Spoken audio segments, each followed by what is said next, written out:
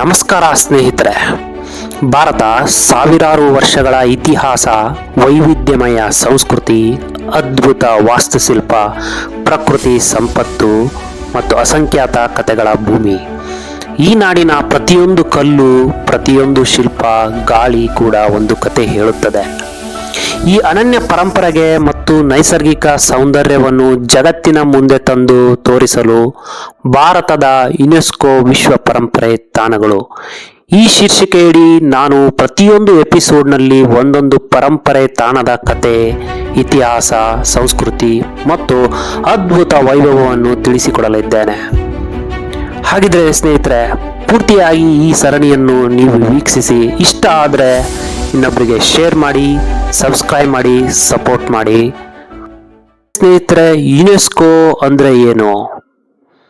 1972ರಲ್ಲಿ UNESCO, United Nations educational, scientific and cultural organisation ಎಂಬ ಸಂಸ್ಥೆ ವಿಶ್ವದ ಅತ್ಯಂತ ಅಮೂಲ್ಯವಾದ ಸಾಂಸ್ಕೃತಿಕ ಮತ್ತು ನೈಸರ್ಗಿಕ ತಾಣಗಳನ್ನು ವರ್ಲ್ಡ್ ಹೆರಿಟೇಜ್ ಸೈಟ್ಸ್, ವಿಶ್ವ ಪಾರಂಪರ್ಯ ತಾಣಗಳು ಎಂಬ ಪಟ್ಟಿಯ ಮೂಲಕ ಘೋಷಿಸುವ ವ್ಯವಸ್ಥೆಯನ್ನು ಪ್ರಾರಂಭಿಸುತ್ತದೆ. ಈ ಪಟ್ಟಿಯಲ್ಲಿ ಸೇರಿರುವ ತಾಣಗಳು ಮಾನವ ಇತಿಹಾಸಕ್ಕೆ ಮಾತ್ರವಲ್ಲ, ಜಗತ್ತಿನ ಸಮಗ್ರ ಸಾಂಸ್ಕೃತಿಕ ಮತ್ತು ನೈಸರ್ಗಿಕ ಪರಂಪರೆಗೆ ವಿಶೇಷವಾದ ಕೊಡುಗೆಯನ್ನು ನೀಡುತ್ತವೆ. ಭಾರತದಲ್ಲಿ ಈವರೆಗೆ 44 ವಿಶ್ವ ಪಾರಂಪರ್ಯ ತಾಣಗಳು ಸೇರಿಕೊಂಡಿವೆ.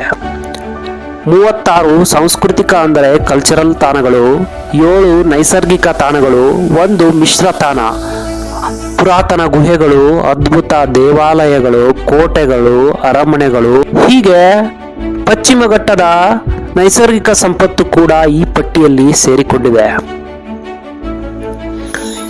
ಈ ವಿಶೇಷ ಯೂಟ್ಯೂಬ್ ಸರಣಿಯಲ್ಲಿ ನಾವು ಅಜಂತಾ ಗುಹೆಗಳ ಬೌದ್ಧ ಕಥೆಯಿಂದ ತಾಜ್ ಮಹಲ್ನ ಅಮರ ಪ್ರೇಮ ಕಥೆಗಳವರೆಗೆ, ಹಂಪಿಯ ವೈಭವದಿಂದ ಸುಂದರ ರಾಷ್ಟ್ರೀಯ ಉದ್ಯಾನವನಗಳ ವನ್ಯಜೀವಿಗಳವರೆಗೆ ಪ್ರತಿಯೊಂದು ತಾಣದ ಬಗ್ಗೆ ತಿಳಿದುಕೊಳ್ಳೋಣ.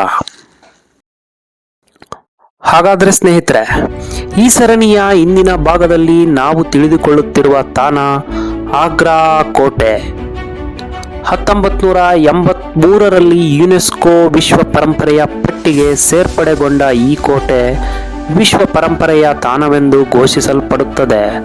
ಏಕೆಂದರೆ ಇದು ಕೇವಲ ಕೋಟೆಯಲ್ಲ, ಇದು ಮೊಘಲ್ ಸಾಮ್ರಾಜ್ಯದ ಹೃದಯ ಅಂತಾನೆ ಹೇಳಬಹುದು.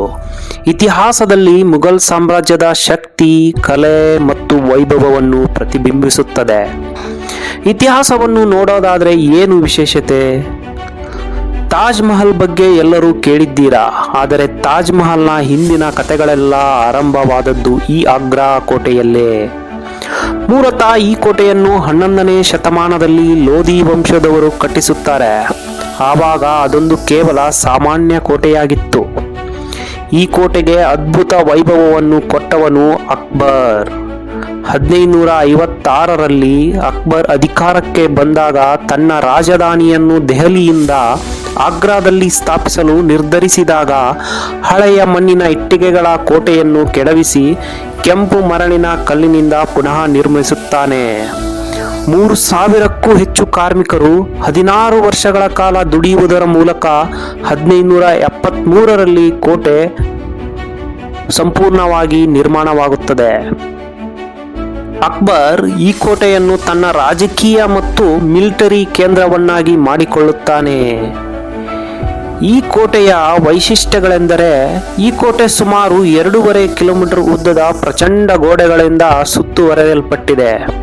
ಕೋಟೆಯ ಒಳಗಡೆ ಅಕ್ಬರ್ ತನ್ನ ಮಗ ಜಹಾಂಗೀರ್ಗಾಗಿ ಕಟ್ಟಿಸಿದ ಅರಮನೆ, ಖಾಸ್ ಮಹಲ್ ಎಂಬ ಶ್ವೇತಮಣಿಯಿಂದ ನಿರ್ಮಿಸಿದ ಸುಂದರ ಅರಮನೆ, ದಿವಾನ್ ಇ ಆಮ್ ಜನಸಾಮಾನ್ಯರ ನ್ಯಾಯಾಂಗಕ್ಕಾಗಿ ನಡೆಯುತ್ತಿದ್ದ ಸಭಾಸ್ಥಳ, ದಿವಾನ್ ಇ ಖಾಸ್ ವಿಶೇಷ ಅತಿಥಿಗಳು ಮತ್ತು ಧೂರ್ತರಿಗೆ ನಿರ್ಮಿಸಿದ ಸಭಾಂಗಣ, ಮಸೀದಿಗಳು, ಬೃಹತ್ ಉದ್ಯಾನವನಗಳನ್ನು ಒಳಗೊಂಡಿದೆ. ಹಾಗೆ ಈ ಕೋಟೆಯ ಹಿಂದೆ ಒಂದು ಟ್ರಾಜಿಡಿ ಸ್ಟೋರಿ ಕೂಡ ಇದೆ. ಅದು ಶಹಜಾನ್ಗೆ ಸಂಬಂಧಿಸಿದ ಈ ಒಂದು ಹೃದಯ ಸ್ಪರ್ಶಿ ಘಟನೆ ಇತಿಹಾಸದ ಅತ್ಯಂತ ಪ್ರಸಿದ್ಧ ಕಥೆಗಳಲ್ಲಿ ಒಂದು. ತನ್ನ ಪ್ರೀತಿಯ ಪತ್ನಿ ಮುಮ್ತಾಜ್ಗಾಗಿ ತಾಜ್ ಮಹಲ್ ಕಟ್ಟಿಸಿದರೂ ಶಹಜಾನ್ ಅನ್ನು ಅವನ ಮಗ ಔರಂಗಜೇಬ್ ಅಧಿಕಾರಕ್ಕಾಗಿ ತಂದೆಯನ್ನು ಸಿಂಹಾಸನದಿಂದ ಕೆಳಗಿಳಿಸಿ ಇದೇ ಆಗ್ರಾ ಕೋಟೆಯಲ್ಲಿ ಬಂಧನದಲ್ಲಿಡುತ್ತಾನೆ. ಶಹಜಾನ್ ತನ್ನ ಇಡೀ ಜೀವನವನ್ನೆಲ್ಲ ಇದೇ ಕೋಟೆಯಲ್ಲಿ ಕಳೆಯಬೇಕಾಗುತ್ತದೆ. ಶಹಜಾನ್ ತನ್ನ ಕೊನೆಯ 8 ವರ್ಷಗಳನ್ನು ಇದೇ ಕೋಟೆಯ ಮಸೂರ್ ಬುರ್ಜ್ ಎಂಬ ಗೋಪುರದಲ್ಲೇ ಕುಳಿತುಕೊಂಡು ಯಮುನಾ ನದಿಯಾಚೆ ತನ್ನ ಹೆಂಡತಿಗಾಗಿ ಕಟ್ಟಿಸಿದ ತಾಜ್ ಮಹಲ್ನನ್ನು ದಿನವೂ ನೋಡುತ್ತಾ ಕಳೆಯುತ್ತಾನೆ ಅಂತ ಹೇಳಲಾಗುತ್ತದೆ. ಈ ಕೋಟೆ ಕೇವಲ ರಾಜಕೀಯ ಕೇಂದ್ರವಲ್ಲ, ಹಲವಾರು ಯುದ್ಧಗಳಿಗೆ ಸಾಕ್ಷಿಯೂ ಹೌದು. ಪ್ರಮುಖವಾಗಿ ಬ್ರಿಟಿಷ್ ಕಾಲದ 1857ರ ಸ್ವಾತಂತ್ರ್ಯ ಸಮರದಲ್ಲಿ ನಡೆದ ಕಾದಾಟಗಳಿಗೆ ಈ ಕೋಟೆ ಸಾಕ್ಷಿಯಾಗಿದೆ. ಆಗ್ರಾ ಕೋಟೆ ಇದು ಕೇವಲ ಕಲ್ಲುಗಳಿಂದ ಮಾಡಿದ ಕೋಟೆ ಮಾತ್ರವಲ್ಲ, ಭಾರತದ ಸಾಂಸ್ಕೃತಿಕ ವೈಭವ, ಶಿಲ್ಪಕಲೆ ಮತ್ತು ರಾಜಕೀಯ ತಂತ್ರಜ್ಞಾನದ ಅದ್ಭುತ ಉದಾಹರಣೆ. ಇದು ಪ್ರೇಮ, ಶಕ್ತಿ, ದ್ರೋಹ ಮತ್ತು ಇತಿಹಾಸದ ನಾಟಕಗಳನ್ನು ಹೊತ್ತಿರುವ ಸಜೀವ ಸ್ಮಾರಕ. ಅದಕ್ಕಾಗಿಯೇ ಯುನೆಸ್ಕೋ ಇದನ್ನು ವಿಶ್ವ ಪರಂಪರೆಯ ತಾಣ ಎಂದು ಘೋಷಿಸಿದೆ ಅಂತ ಹೇಳಬಹುದು. ಸ್ನೇಹಿತರೆ, ನಾವು ಮೊಘಲ್ ಸಾಮ್ರಾಜ್ಯದ ಈ ಕೋಟೆಯಿಂದ ಹೊರಬಂದು ಇನ್ನೊಂದು ವಿಶ್ವ ಪರಂಪರೆಯ ತಾಣದ ಬಗ್ಗೆ ತಿಳಿದುಕೊಳ್ಳೋಣ. ಅದುವೇ ಬೌದ್ಧ ಸಂಸ್ಕೃತಿಯ ಆಭರಣ ಅಜಂತಾ ಗುಹೆಗಳು.